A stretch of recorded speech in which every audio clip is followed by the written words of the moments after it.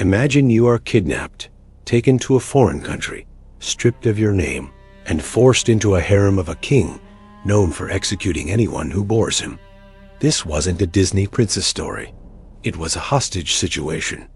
Most people think the story of Esther is about a beauty pageant. It's not. It's a survival manual for anyone trying to keep their faith in a culture that wants to destroy it. She lived in a city where sex was currency, power was God, and her true identity was a death sentence.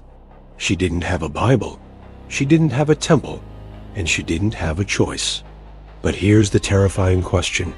If you were in her shoes, if your survival depended on hiding who you really are, at what point do you stop pretending? At what point does the mask become your face? Esther had to decide if she was going to die as a queen of Persia or live as a daughter of God. And her choice nearly cost her everything. The Persian capital of Susa was a monument to human arrogance, a dazzling city where gold flowed like water and moral restraint was virtually non-existent. King Xerxes, a man drunk on his own supremacy, threw a party that lasted half a year just to flaunt the terrifying reach of his power. In this culture of excess, everything and everyone was a commodity to be used, consumed, and discarded at the whim of the crown. It was a godless playground where physical pleasure was the highest law, and for the Jewish people living in exile, it was a daily assault on their soul. The revelry reached its peak when the king, clouded by wine and pride, decided that his vast treasures weren't enough. He needed to show off his wife like a prized trophy. He commanded Queen Vashti to parade before his drunken generals, reducing her dignity to a mere spectacle for intoxicated eyes. But in a world built on total submission, Vashti did the unthinkable. She said no. The silence that followed her refusal cracked the foundation of the king's fragile ego, exposing the weakness behind his tyranny. Panic swept through the royal advisors, not because a marriage was ending, but because a dangerous precedent was being set. If a queen could defy a king and keep her dignity, the entire social order of blind obedience might crumble. They whispered poison into Xerxes' ear, urging him to crush this rebellion before it spread to the households of common men. Vashti was banished, her royal crown stripped away, leaving a void in the palace that demanded to be filled immediately. The solution was as superficial as the problem: a kingdom-wide beauty contest to find a replacement, treating women like livestock to be graded solely on their appearance.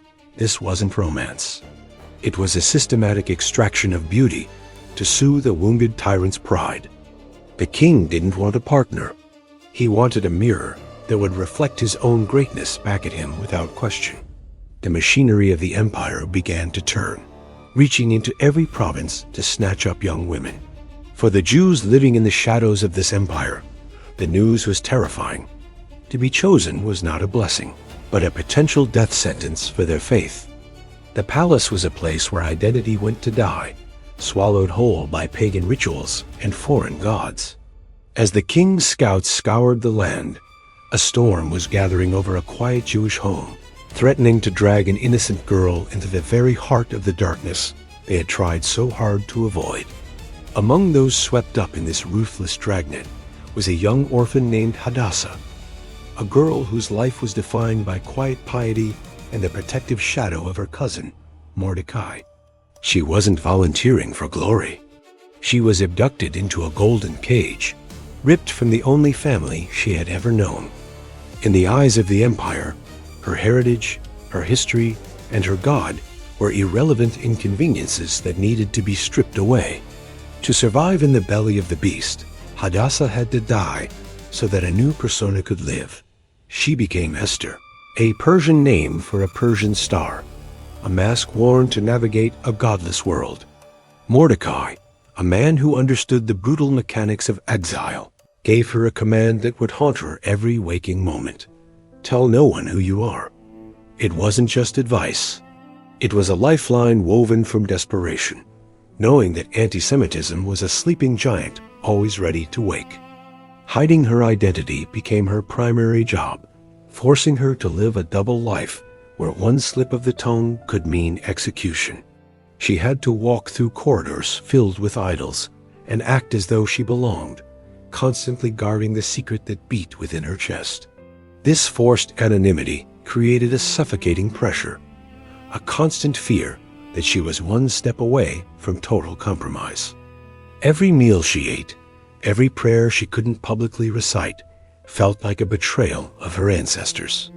Yet providence often works in the dark, and this deception was the only shield she had against a system designed to chew up outsiders. She moved through the palace, not as a queen in waiting, but as a spy in enemy territory, her true self locked away in a fortress of silence. Placed under the custody of Hege, the keeper of the women, Esther entered a world of suffocating luxury that was actually a high-stakes prison. She didn't fight the system with loud rebellion. Instead, she used a quiet magnetic grace that disarmed her captors. She won favor not by demanding rights, but by navigating the shadows with a wisdom far beyond her years. Even the eunuchs, hardened by court intrigue, saw something different in her, a light that the darkness of Susa couldn't quite comprehend or extinguish. But winning favor was dangerous, because it drew her deeper into the king's orbit, further away from the simple life of Hadassah. As the doors of the harem closed behind her, the reality set in. She was alone in a crowd of rivals, playing a game she never asked to join. The separation from her people was physical, but the threat was spiritual. How long could she wear the mask of Esther before it permanently stuck to her face? The days of preparation began, threatening to scrub away the last remnants of the girl she used to be. For 12 grueling months, Esther was subjected to the empire's beauty regimen, a protracted ritual designed to purify her flesh while threatening to rot her soul. 6 months with oil of myrrh, 6 months with perfumes and cosmetics. It was a systematic attempt to scrub away any trace of her former life, turning a human being into an object of desire. Every day was a lesson in superficiality, reinforcing the Persian belief that a woman's worth was entirely skin deep. It was the ultimate test of identity, surrounded by women who were eagerly shedding their pasts to grasp at power. Yet, amidst this aggressive assimilation, Esther refused to let the opulence corrupt her inner compass. While other candidates scrambled for jewelry and elaborate gowns to impress the king, treating the palace treasury like a looting ground, she requested nothing but what Hege suggested. This wasn't just modesty. It was a strategic refusal to play by the empire's materialistic rules. She understood that in a world of compromise, knowing what you don't need is a form of power. She wore the Persian silks, but she didn't let them define her worth. The pressure to conform in exile is relentless, a constant current trying to erode the sharp edges of your convictions until you are as smooth and indistinguishable as everyone else. Esther walked this tightrope daily, participating in the rituals without giving her heart to them. It was a silent rebellion, preserving a sanctuary of faith within her mind, even as her body was perfumed for a pagan king. She was living proof that you can be in the palace without being of the palace. When her night finally came, the moment of judgment that would decide her fate, she walked into the king's presence not with the desperation of a beggar, but with the quiet dignity of someone who answers to a higher authority. Xerxes, bored by women who threw themselves at him, was captivated by this serene mystery. He looked for a plaything and found a queen, unaware that he was placing the crown on the head of a woman whose true allegiance lay with a god he didn't know. The shadows of the harem had failed to break her, but the coronation was a golden handcuff, locking her firmly into the role she had been playing. Now, she wasn't just a candidate. She was the Queen of Persia, sitting beside a volatile tyrant, her secret identity now a matter of state security. The danger wasn't over. It had just scaled up. She had survived the beauty treatments, but could she survive the politics? She was safe in the palace, but outside the gates, the real enemy was rising, preparing a test that beauty oils couldn't solve. While Esther navigated the gilded halls, a darkness was festering at the king's gate in the form of Haman the Agagite. Haman was the embodiment of the empire's worst traits: vanity, cruelty, and an insatiable hunger for validation.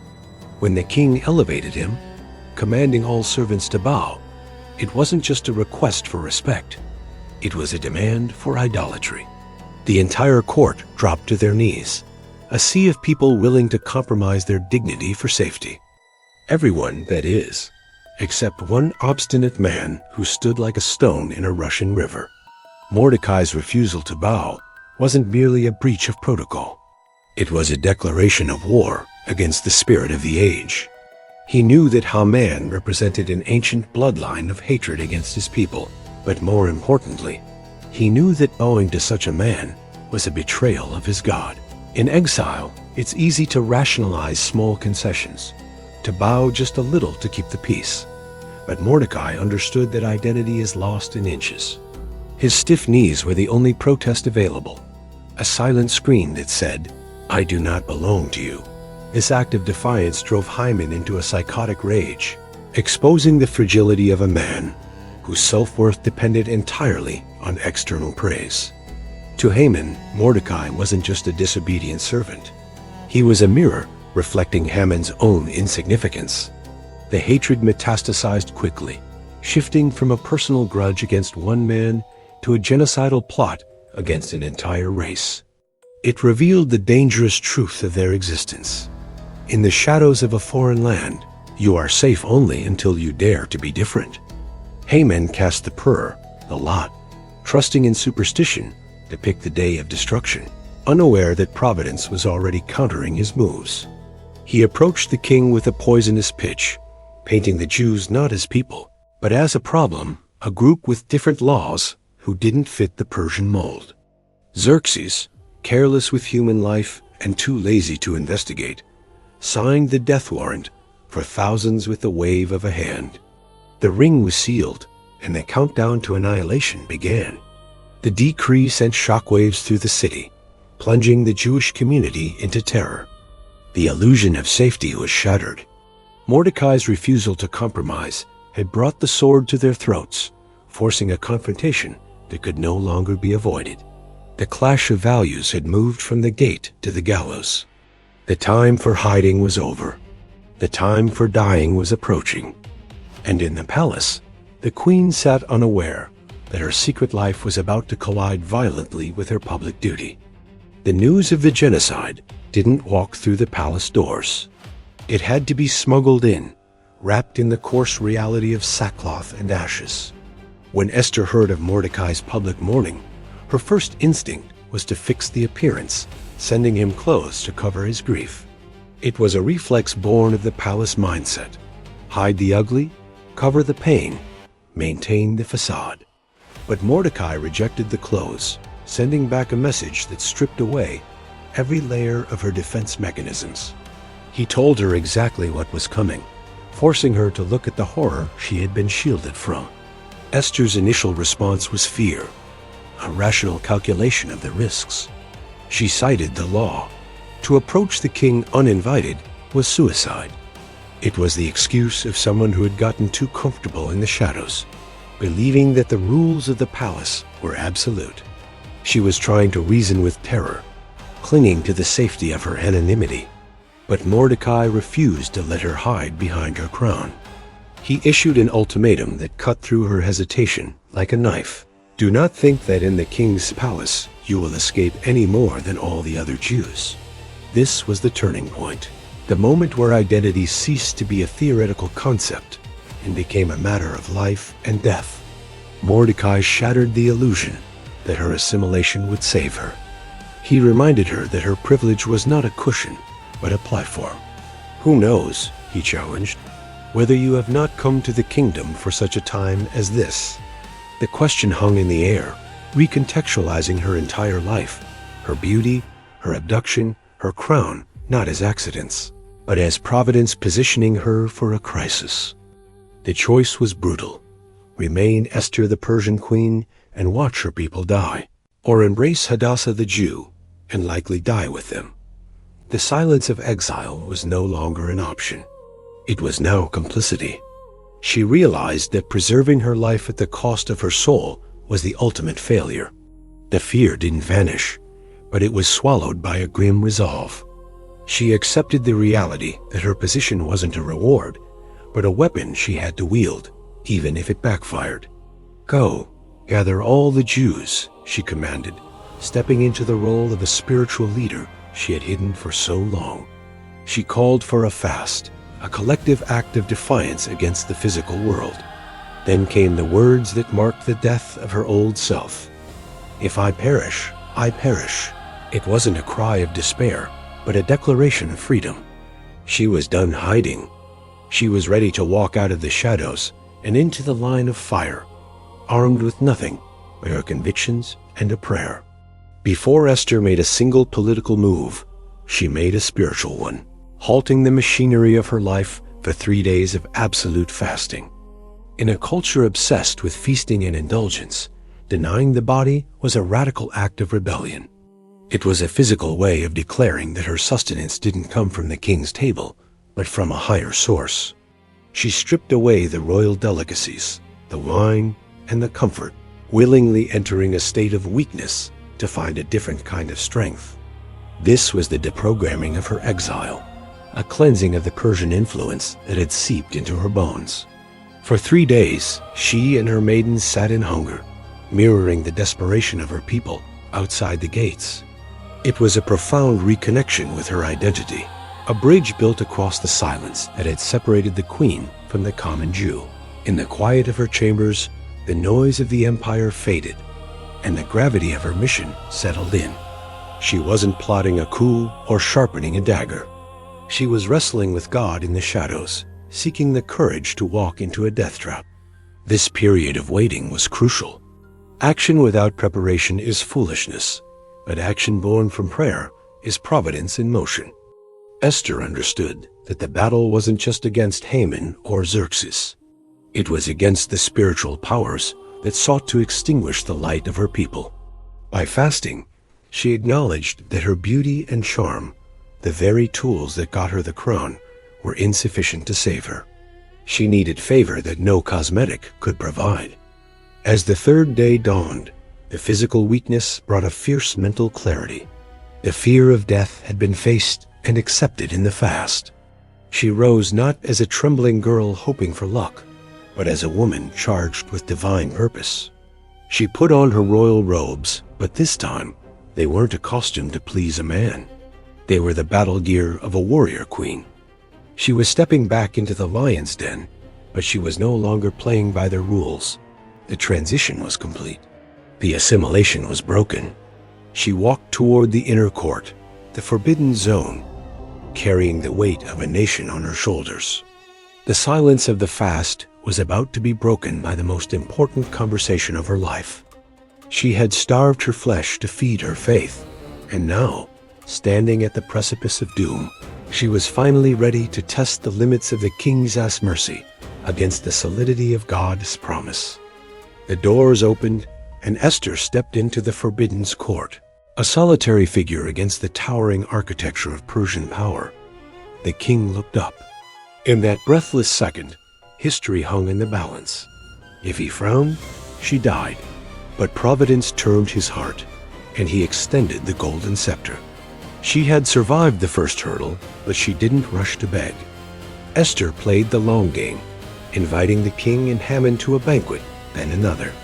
It was a masterclass in psychological warfare, using the enemy's own greed and curiosity to lure them into a trap. At the second banquet, with the wine flowing and Haman's arrogance at its peak, the moment of truth arrived. Xerxes asked for her request, promising half the kingdom. Esther didn't ask for land or gold. She dropped the mask she had worn for 5 years. "I am a Jew," she effectively declared, revealing her identity in the most dangerous room in the world. "And we have been sold, I and my people, to be destroyed."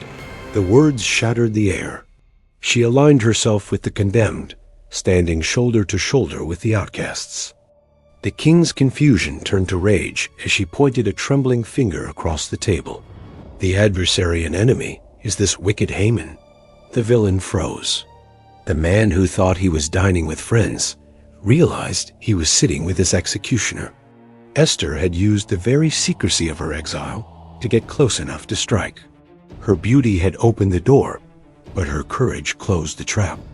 She wasn't just saving her skin. She was dismantling the entire engine of genocide from the inside out. Haman's fall was instantaneous and pathetic.